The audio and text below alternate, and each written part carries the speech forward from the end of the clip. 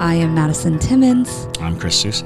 And we're paranormal specialists who live in the most haunted city on earth, Savannah, Georgia. Every day is Halloween in our line of work, so join us as we spin true tales of haunts, murders, and disturbing Savannah history.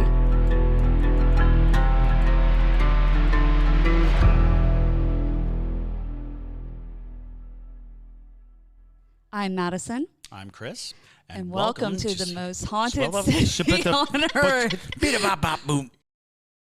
Hello, and welcome back to another episode of the most haunted city on earth. My name is Madison Timmons. I'm Chris Susie. And I'm JT. He pops in from the side. Yes, again, JT is back from the abyss, you know. Huzzah. Yes, for those of you who are always wondering, why is JT not here? JT will give up his seat immediately for anybody who wants to be on the show. So That's the way to do it. Yes. Absolutely. So we are here with another episode of Ghostmail. You guys have sent us in a lot of stories of various paranormal encounters, so please continue doing that because we're loving it, and you guys seem to be really enjoying us reacting to the Ghostmail stories. So yeah, they're one of the videos with the highest retention rate, meaning people listen to the whole thing. Oh, absolutely. Yeah. Well, they're crazy stories. So they're great stories. Exactly. So definitely send us in your ghost mail. If you have one, you can send it to ghostmail@hauntedcitypodcast.com, and maybe we will read it on the show. But before we get into that, we do have a few announcements. So we have Lake Lanier's episode that should be up already at this point. JT and I went to Lake Lanier to do an exclusive podcast for the Parajunkies. So if you are not a Parajunkie, maybe you should consider becoming one so you can check out that really awesome episode. But JT, do you have any other announcements for us? No, just why is it so great to be a Parajunkie, Madison? Well, we have exclusive episodes. We have Discord. We have exclusive merch shops. We've got fun people. We've got us there to interact with you. We are basically your 24/7 ghost connection. So we're constantly talking to people over on Parajunkie Land, if you will, about different ghostly encounters and things like that. All sorts of fun stuff going on over there. For sure. Cool. Yeah, I mean, I think that's about it. I think we can go ahead and just jump right into it. All right. Sounds all right. Good. So this first story is from Tessa Reber, and it's titled "The Haunting at 412 Price Street." Ooh, is this Savannah? There you go. Ooh. I know. All right. Hey, guys, I'm going to try and make this as short as possible. The story takes place from November 3rd through the 7th of 2022. Ooh, recent. Okay, wow. All right. Myself and my 5 bridesmaids came to Savannah for my bachelorette party and stayed in an Airbnb at 412 Price Street. I will say that I am the only one in this group that believes / will acknowledge that the paranormal is real. I was sharing a room with my friend who is dead asleep with earplugs in on the far left side of the bed. I laid down and turned the lights off. The second I closed my eyes, I felt someone sit on the end of the bed near my feet. I immediately opened my eyes and saw nothing. My friend had not moved at all. I jumped up and told the other girls what happened and told them to keep the door open. Completely freaked out, I said out loud in the room, "Okay, I get that you're here, but you cannot be on the bed." She said, "Sit on the floor."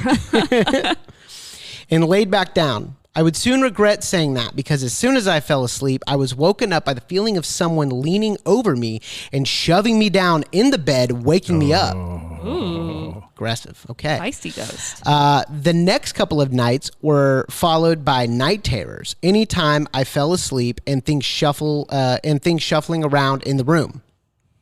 I don't know how, but I just know this spirit was a female. And that she was absolutely not going to let me sleep as long as I was there. Wow. Okay. I've never experienced anything as strong as this before, and she didn't bother anyone else in the house.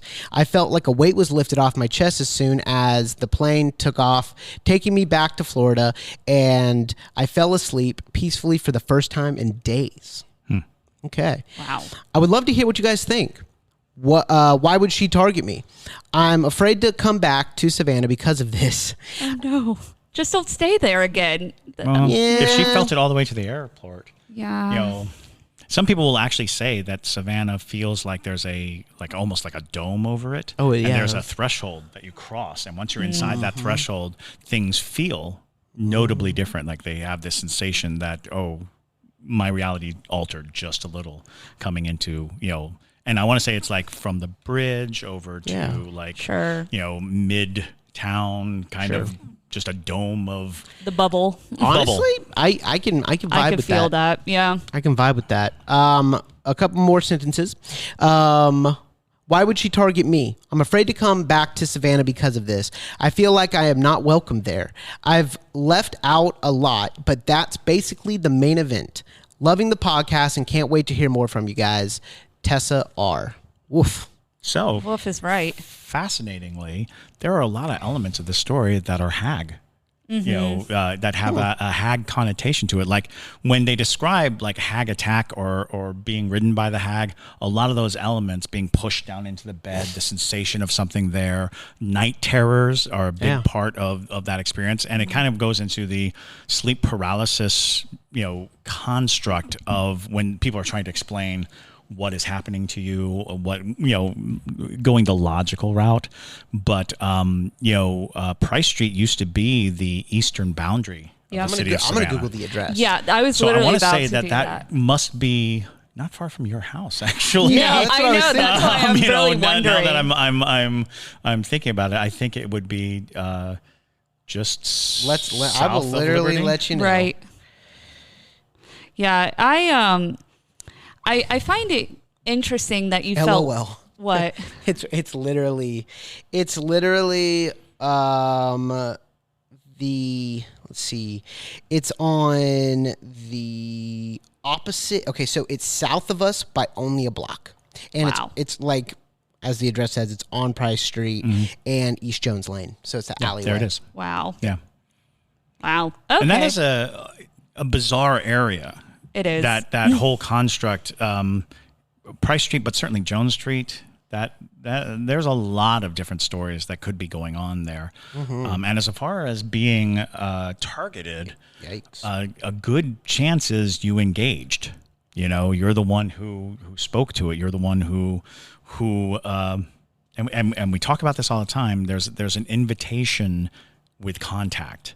You are initiating a contact, and I think you said it in the letter itself. It was a mistake to engage it that way, and we're of the belief that you can always draw boundaries with certain spirits, that by saying no and by putting them in their place. But if they are forceful past that point, you might be dealing with something a little more intense than your friendly neighborhood ghost. You might be dealing with, and again, whenever we say demon, we are not pulling up full connotations of a Christian construct of what a demon is, but we are speaking of non-human entities. We're speaking of destructive non-human entities, because there is a demonic trail to it. The night terrors really bring up the idea that you're dealing with something that's psychologically damaging you. Yeah. And something lingering with you to the point where you're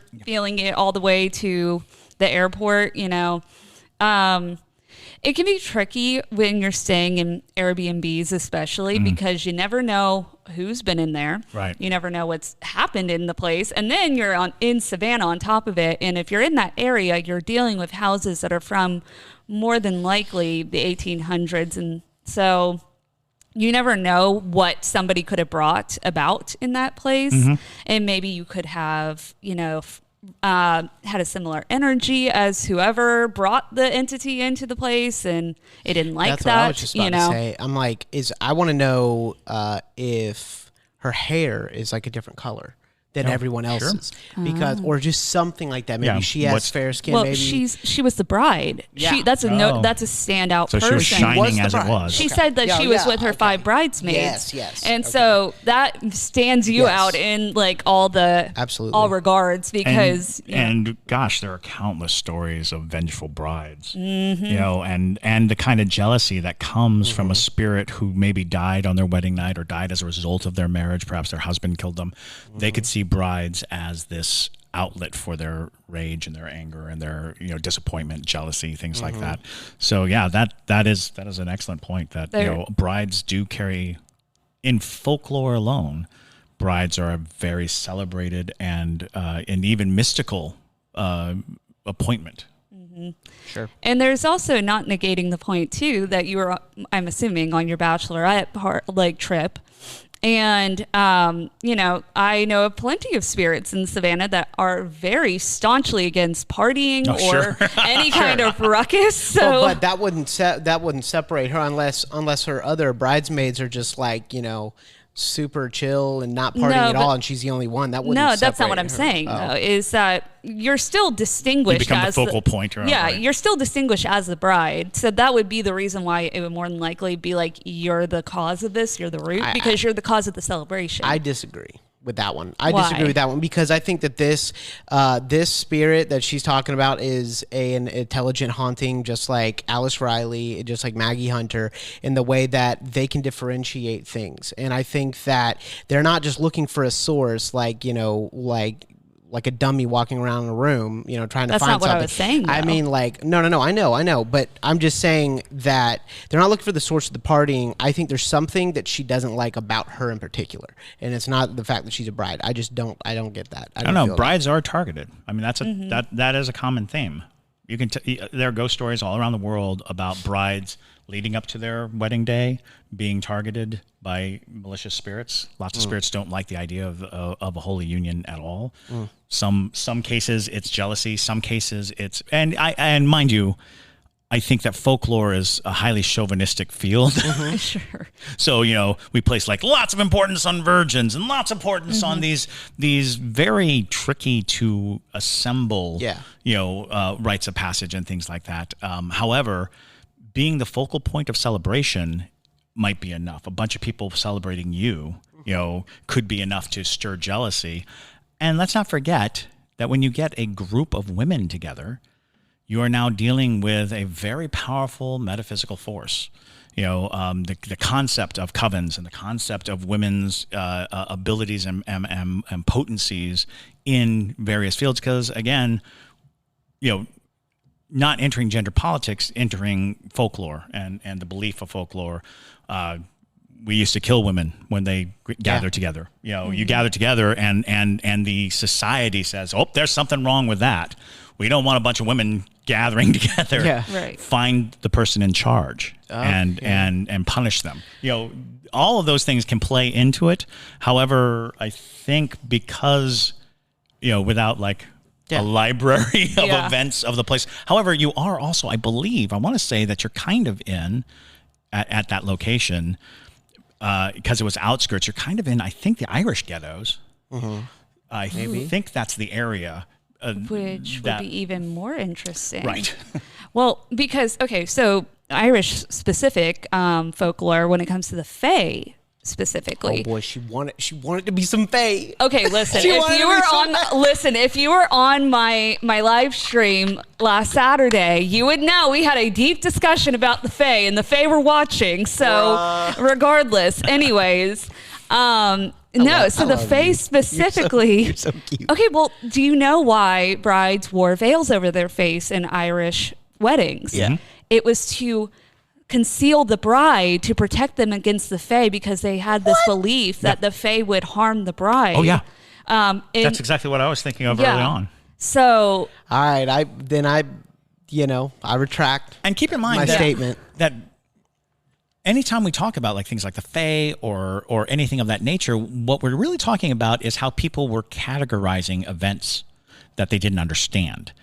We come up with the Fae and the names of the Fae and all these things, but really our contact is observational at best. Like if you had actual encounters with the Fae and they're giving you information, you probably didn't live to tell the tale. Yeah. You know, so a lot of times it's like, what is happening here? Why are brides dying so much? Why are these things happening? And then they come up with the story that makes sense. I mean, folklore is a categorization of events that are unexplained, and people look for the explanation.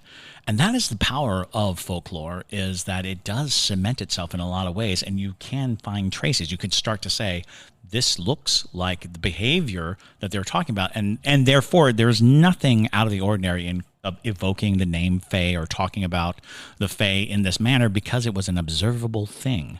Yeah. It was observable long enough for people to make stories of it, and not just make stories, but create behaviors. Don't walk over there. Don't follow that light. Don't be over here. Wear a veil. Cover the mirror. All these things are Fae related because people observed something and said, "Oh, that's messed up. What do you think it is?" Well, we're going to blame it on the Fae. Let's start there. Blame it on the little people. Blame it on the little people. Blame it on these things. That's why I laughed, is because you blame like a lot. Not everything, but you blame a lot on the Fae. Someone trips with their piece of pizza and face plants, you're like, Fae. No. but what I'm saying is that's legitimate, because that is how we came to know all of these things. Yeah. Was somebody somewhere, like the Japanese have yukai? It's the yokai. They have a spirit for everything. Literally, like if you fart in public, there was a ghost that did that. That made you do that. Oh, so they create a bunch of different spirits to represent almost every conceivable bad thing that could happen. Sure. Give it a name. Give it a source, and you can try to protect yourself against them. There are measures. It's like, I don't want to fart in public, so I'm going to fight that ghost. Yeah. I'm going to fight that ghost, and come up with rituals that stave off all gas related incidents while in public. So these are things that I think, as cultures grow and share, like observations, like I've noted that brides die before they get to the altar. Well, what do we do? Well, let's hide her. Yeah. I think that was what bridesmaids were. Decoy brides. Yes, that's exactly what they were. They were decoy brides. That's what. Okay, that's crazy. That was another reason why the bridesmaids traditionally all wore the same dress, and it was supposed to traditionally be a similar style to the brides, so that the bridesmaids would be sacrifices, essentially. Yeah, basically. So to keep the bride safe. Wow. Yeah. That's like a military tactic. It is a military tactic. It really is. Well, in the Fae is just a catch-all term for a mess of different mythical creatures and things like that. But super strong in Irish and Celtic lore. Yeah. It's something to because I know that there is a large contingent of people whose eyes immediately roll every time they hear the word Fae, thinking that what we're referring to is something solid, something truly known. What we know of the Fae are the stories and the idea that those powers, whatever they may be, exist, because people took it so seriously. They took it so seriously. And when you think about how seriously they took it into the 21st century, there are still people who will not do certain activities specifically out of what we call a superstition, but I would dare say is a deep and long enduring knowledge of something that we can't explain.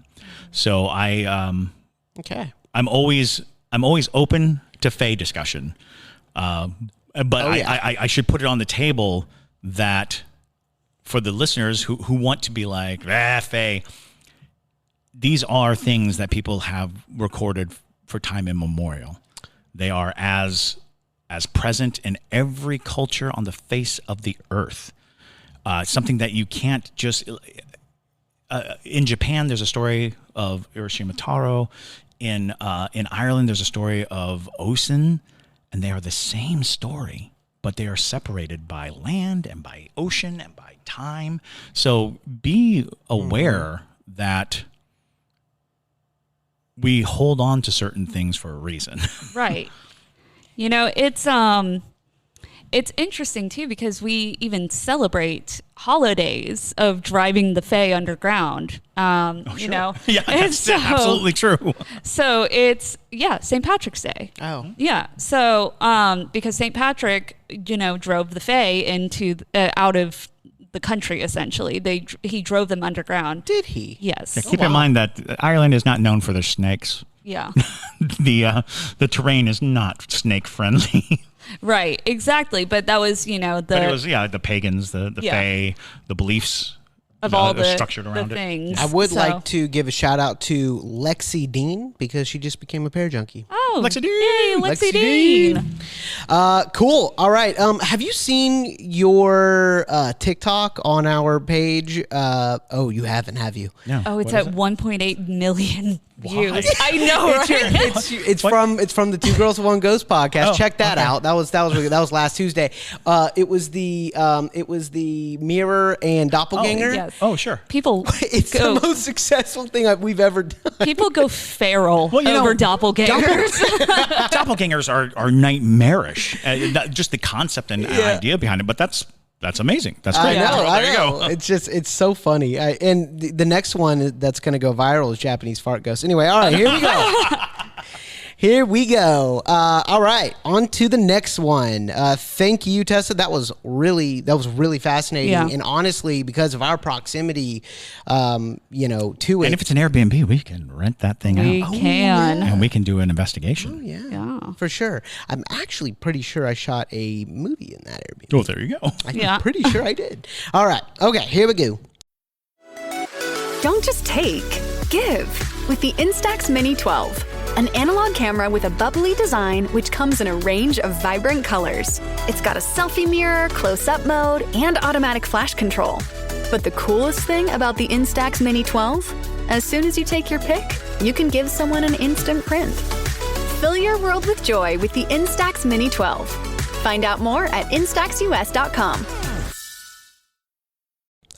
Laura Rhodes says, this is titled Ghosts and Children. It's Delightful. It's a shorty. So get ready to discuss. Good morning. Over the last few months, my 11-year-old daughter has casually brought up that there is something black and shadowy in the corner of her bedroom. She hasn't specified if this is a nightly occurrence or not, but she doesn't seem to mind sleeping in there. She did ask it to leave, but no word if it left. I am open to the paranormal, to the spiritual, but I do not feel any weird vibes in her room. But I also don't want to feel weird vibes. Could be guarded. Yeah. Yes. Should I sage the room? And where do I find appropriate sage in Michigan? Lastly, my daughter wants to wear obsidian. Is 11 too young? I read it may not be suitable for younger people. Any thoughts would be appreciated. Thank you, Laura. Obsidian, Madison? I think obsidian. person? I think obsidian should be fine for a child. I mean, it's generally just a protective It's stone. a ward, absolutely. No, that's not to say some people vibe better with different, crystals. Some people, prefer onyx. Some people prefer black tourmaline. So maybe just get a couple of each. Get a tumbler or something with like a little cage or whatever, and see what she likes best. If you have access to like a crystal shop or something of that nature, let her walk around the shop and see if she's drawn to anything. Because oftentimes our specific natures call for specific vibratory things, certain stones, certain things. Because there is universal, obsidian is a universal ward, but some people can use rose quartz very, diligently, or any number of different gems, and even surprising ones that wouldn't necessarily, be cataloged as such. So sometimes it's about following your intuition. I would also recommend snowflake obsidian. It's a little bit lighter. It's it's a different gem, but it has obsidian inclusions, which is why it's referred to as snowflake obsidian. But yes, I do recommend that one. But as for, if you do feel that it's necessary to sage her room or things like that, I would say give us a follow-up of her feelings, about the entity, because it's not to say that it's immediately a dark entity. It can be, a kind of guardian spirit of sorts. And, because not all guardian spirits are going to come through as light and bright and beautiful. There's a whole sort of different spirits that can be watching over you. And that's why it's important to trust your feeling when you see this entity, because when you get that pit in your stomach, that's usually your gut telling you like something's not right here. But if she's not feeling, threatened by it, or, feeling like it's something that wants to hurt her or feels obsessive, there is not necessarily, it's not necessary to rid yourself of it unless it becomes a problem. What about that cinnamon thing you did to our house? Oh, that's a whole different purpose. That's for money. Oh, bring it. Yeah. All right. Yes. Put some rice bowls in the corner. Yes. Yeah. And then what about the salt? Salt is protective. Salt room. Yeah, I mean, you can But put if it's in her room, like, right, then that's just keeping it in. Put it in the middle of a room, then it's like you could circle the bed. Right. But if you do get to the point where you feel like you want to cleanse the house or something like that, there's a whole different variety of herbs that you can use to, cleanse yourself and cleanse your home. It doesn't have to be sage. Typically garden sage, you can literally buy it at the grocery store, create a little bundle of it, and just walk around the room, saying blessings, or you can literally be as nonchalant as you want to, whatever you feel gives you the most power. But, most metaphysical shops sell like juniper bundles. They sell all sorts of stuff. The things you want to stay away from truly are like white sage or, Palo Santo, unless that is a part of your culture, because then you're dealing with closed practices and you kind of want to stay away from that. He's an expert in this. Yeah. Absolutely. Should be expert. But yeah, that's my recommendation. And also, just as a discussion point, there's a lot of thought about girls between the ages of 11 and 15 really coming into their own as far as metaphysical awareness and abilities. So you may be entering into a phase of your daughter's life where she is more open, receptive, and even capable.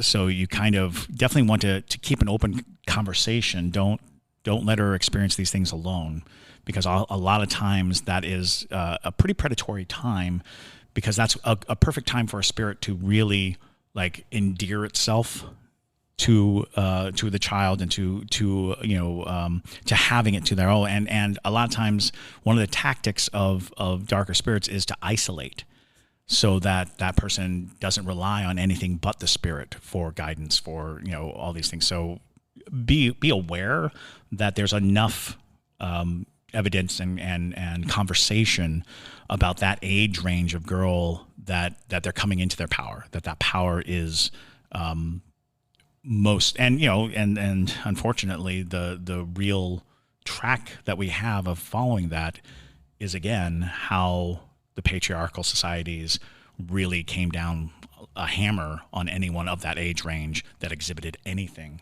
remotely, preternatural or supernatural. So yeah, it's an interesting time, and the fact that it just seems to have appeared recently. I don't know if there is more history with your daughter seeing things, but if this is like the first time and it is something that she can describe and talk about, maybe her eyes are opening, and you need to be there at least to help navigate and make decisions when spirits approach or when things happen. Yeah, I completely agree of keeping an open dialogue of it, because, coming from somebody who was able to see spirits and was witchy before I knew what witchcraft was, I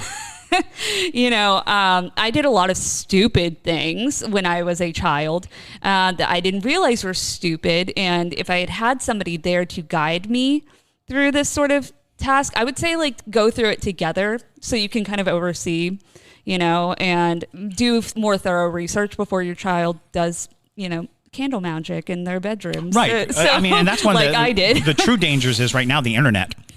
Right. Is there, and you can literally be like, ghost in my corner, how do I talk to it? You can access information without consequence, and that leads to action with consequence. It's a double-edged sword. The information is out there, it's readily available, but most people are looking for that instant gratitude. They're looking for that answer, that precise answer, and there just isn't one. Mm-hmm. Okay. All righty. Thank you so much for that story. Okay, moving on from Laura, we are going to Ashley Werner. Nice. Yeah, Ashley and Jameson. Yeah. All right, here we go. It's called Crazy Paranormal Clairvoyant Experience. Ooh. Oh, yeah. Hey, guys. Parajunkie Ashley here, a.k.a. Jameson's mom. We love Jameson. Yeah. Just wanted to share this crazy experience I had recently. I think Madison in particular may find it interesting. I wanted to start off by saying that I have never actually seen a ghost, but I do have the ability to sense them and hear them, as well as being an extreme empath.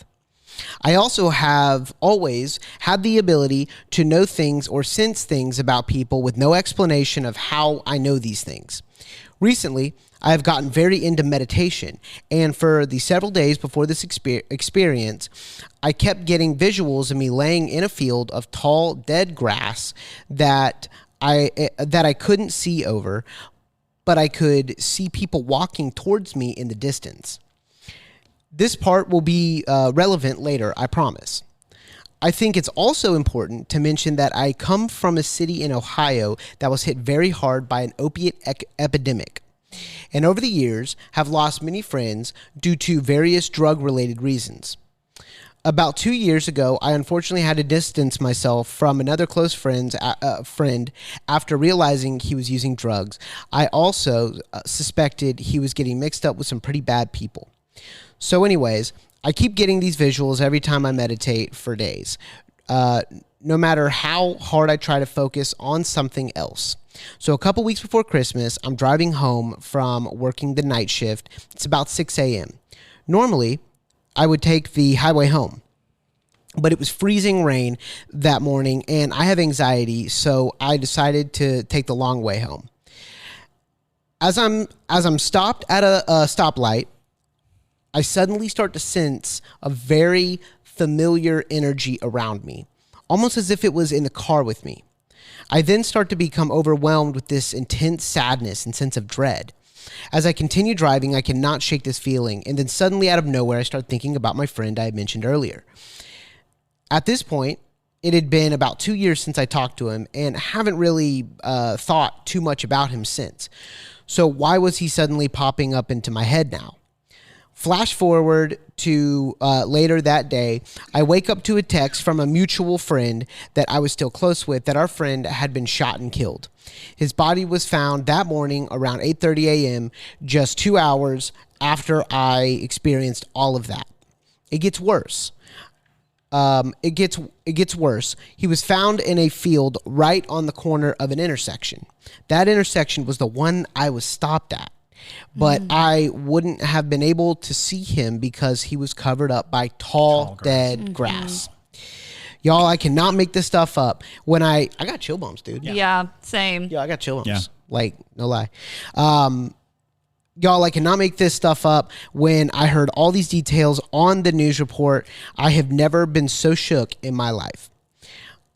I have had similar experiences like this before, but I have always been able to rationalize it in my head.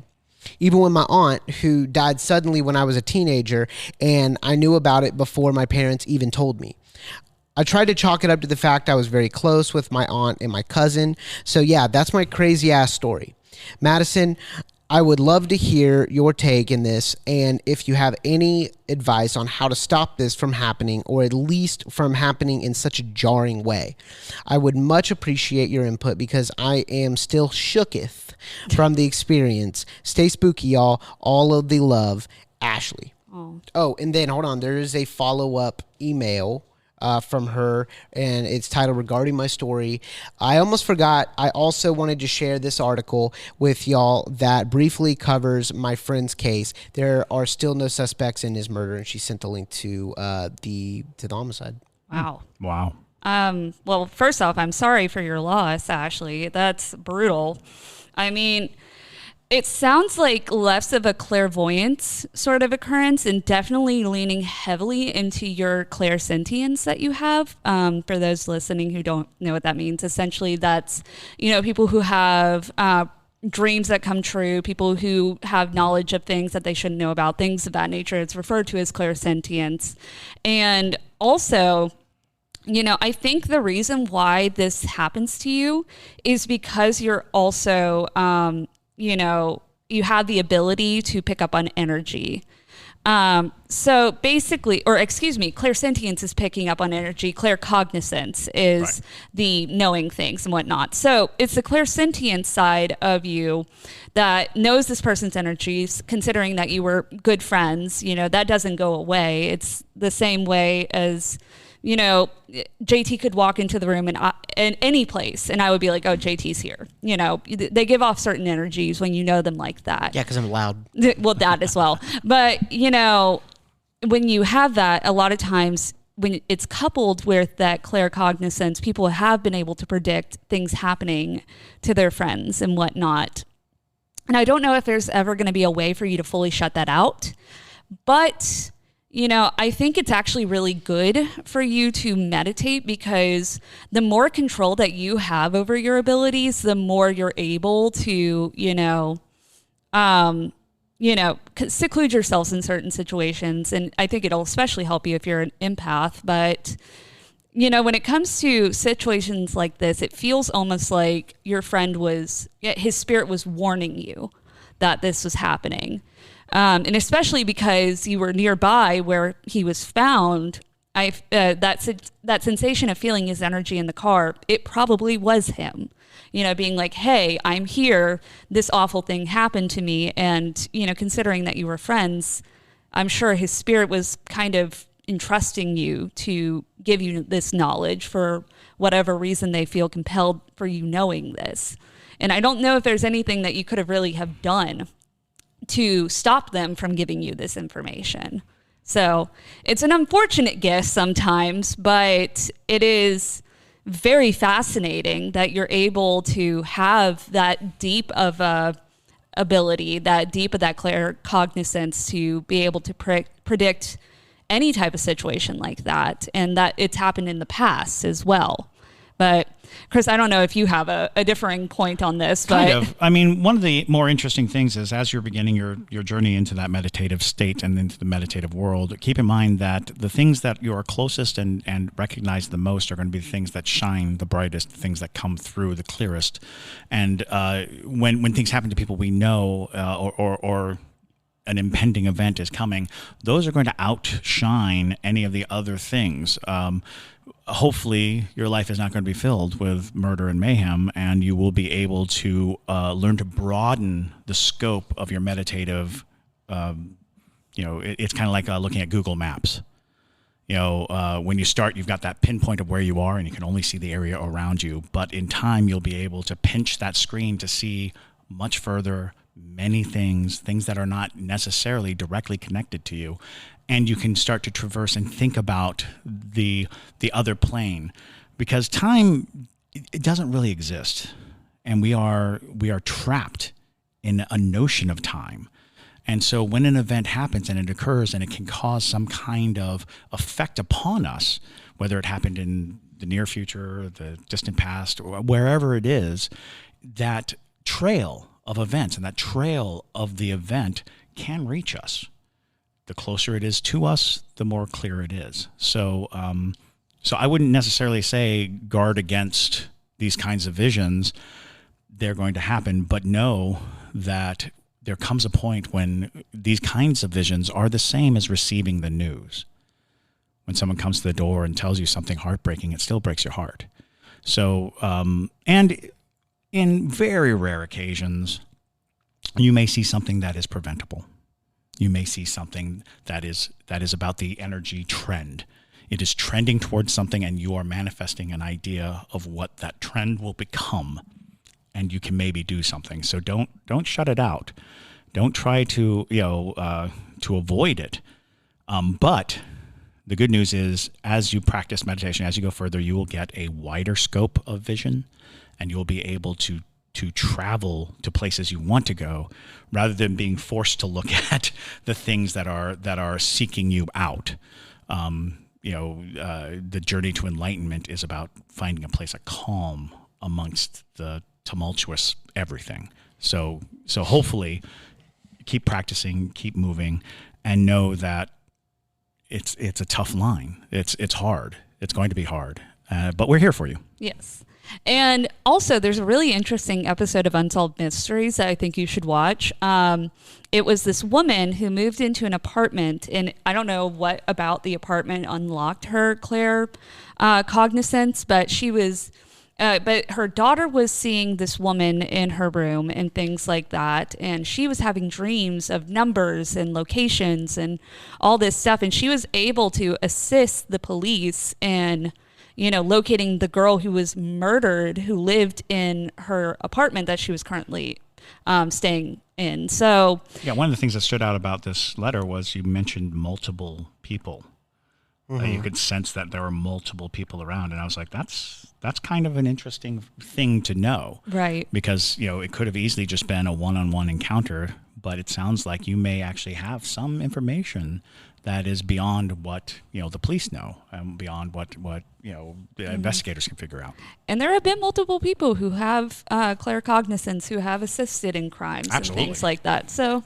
Now, do you think that she could go to that spot, that intersection, and be there and kind of potentially sense something or tell that something else happened for evidence? Or it depends on everybody has different nuances with their abilities. A lot of times that comes with deep control over your abilities. May not want to invite that. Right. And so, possibly it really depends, on the person. But that's a sad situation. It's fascinating. But it does kind of give you this idea of the network of spiritual energy that we all share. And if you're connected, how somebody can pull on that connection to try to get your attention. Mm-hmm. For sure. Absolutely. Cool. Well, that's all the stories we have for right now. The other ones are a little bit longer, and I will tell you right now, Tiffany Shao and Corrine Denny, their stories are going to be on the next Ghostmail episode. Excellent. Awesome. Yep.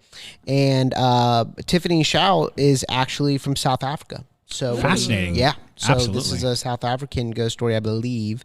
Again, we don't read them. Before we read them for realistic reactions. But yeah, send in your ghost mail because we could do a couple more on that episode. Absolutely. Awesome. But yes. Well, thank you to everybody who sent in a story that we read on this episode. Those were all very interesting and fun conversations. But yes, like JT said, send us in your ghost mail. We are happy to take anything long, short, in between. Doesn't really matter to us. We just want to hear your ghost stories. But also, if you don't already follow us on social media, definitely follow us over there. And we will be getting back to Q&As soon. So if you have a question for us that you would like us to answer, go ahead and utilize the Q&A button on TikTok. And our username on all social media platforms is Haunted City Podcast. So you can find us there. And then if you want to join us on Patreon as a Parajunkie, you can find us under The Savannah Underground or just Savannah Underground under Patreon. And then as well as that, we have our website, Haunted City Podcast, for all your merch stuff and all that fun things. But with that, thank you guys so much. And my name is Madison Timmons. I'm Chris Susi. And stay spooky, y'all.